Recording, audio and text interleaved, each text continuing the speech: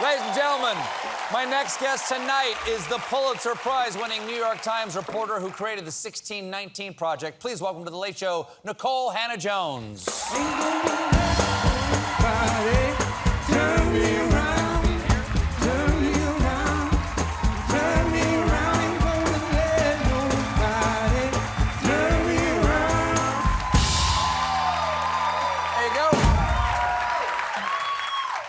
Nice to have you on. Thank you. Thank you for having me on. Now, 3 years ago, you created the 1619 Project, originally with a special issue of the New York Times Magazine.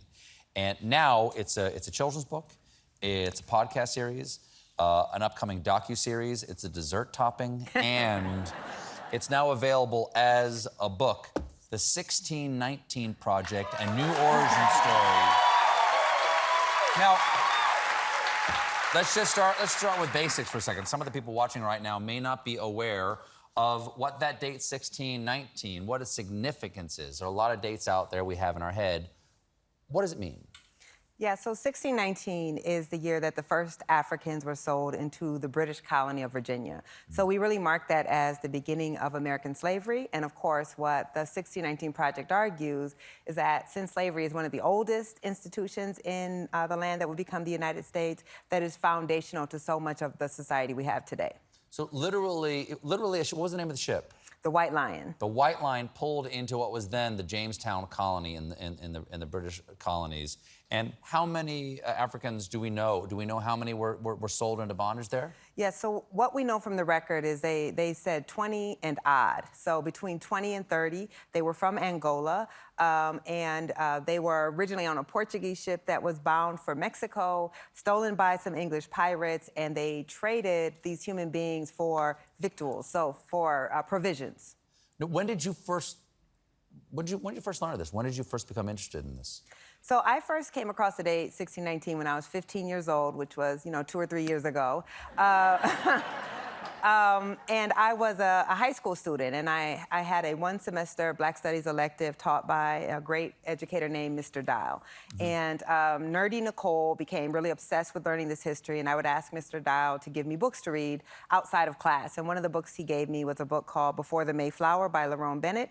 And about 30 pages in was when I first read about the White Lion in 1619. And as a 15-year-old, no one had ever taught us that date. Of course, every American child learns about the Mayflower in 1620, but 1619 and the White Lion had been completely erased from the national narrative.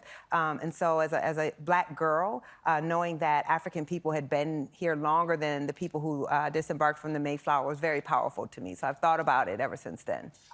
This is a question that just occurs to me right now. So those 20 odd, so between 20 and 30 enslaved Angolans who came over in 1619, in the early colonies, were there any Africans who came or were brought to the United States not as enslaved people, or they all come as enslaved people? In the early colonies, people were coming as enslaved workers, but you did start to have, after the kind of middle 1600s, there were some kind of free or indentured laborers who were coming from Europe, a very small number. And what's interesting about it is, we hadn't quite created what slavery would look like in the United States. So, of course, we create laws to deal with things that are already happening. Yeah. And so the status of them was not what we would come to know as chattel slavery. So they could become free, they could own property. It wasn't a slavery that was inherited or lifelong, but within 30 years of them landing, we would begin to create that sort of lifelong slavery. So in some ways, and correct me if I'm wrong here,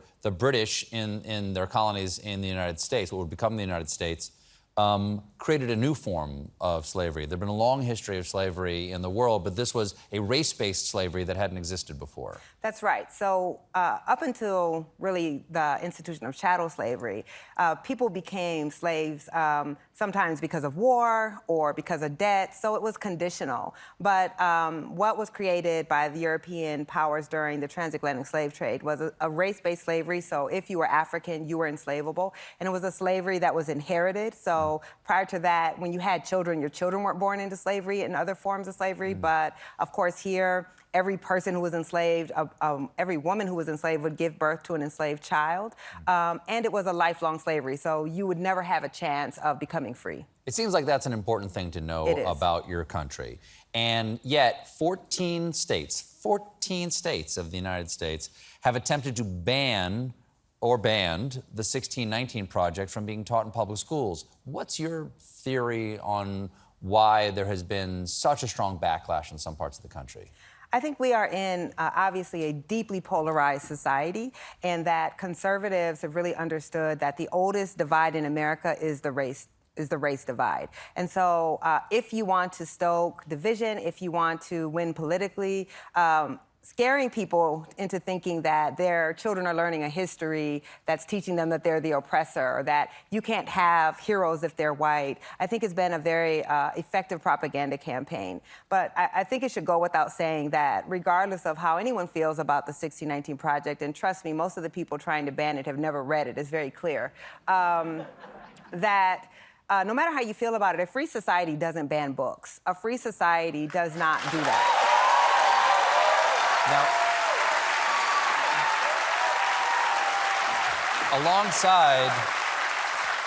alongside the analytical essays in the book are poems and monologues and photographs, and including this photo right here I'd like you to talk about. This is a photo. Who is this in this photograph right here? This is my father, Milton Hannah, who was born, thank you. And how does his story fit into your larger story? Yes, it's sort of emotional to see him in this way. My father was born on a sharecropping farm on a cotton plantation in Greenwood, Mississippi in 1945 when black people had no rights of citizenship in that state. And he certainly couldn't have imagined one day that he would be the first image you see in a book like this. But my father, I opened the democracy essay, which really argues that black Americans have been the greatest democratizing force in the history of the United States. And I opened with my father, a veteran, who loved his country, who served his country, and who flew this gigantic American flag in our yard. And the essay really grapples with how I came to understand why a man who was born into a country that would not treat him as an equal citizen because he was black, how he could have that much love for country. And what he really exhibited was the highest calling of patriotism, which is to see the way your country is failing, to see the hypocrisy of your country, to see the way your country's not living up to its highest ideals, but still believing that your country can become the thing that we all dream it to be. And that's what my father really stands for in this book.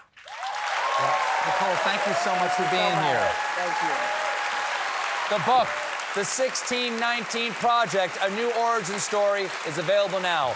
Nikole Hannah-Jones, everybody. We'll be right back.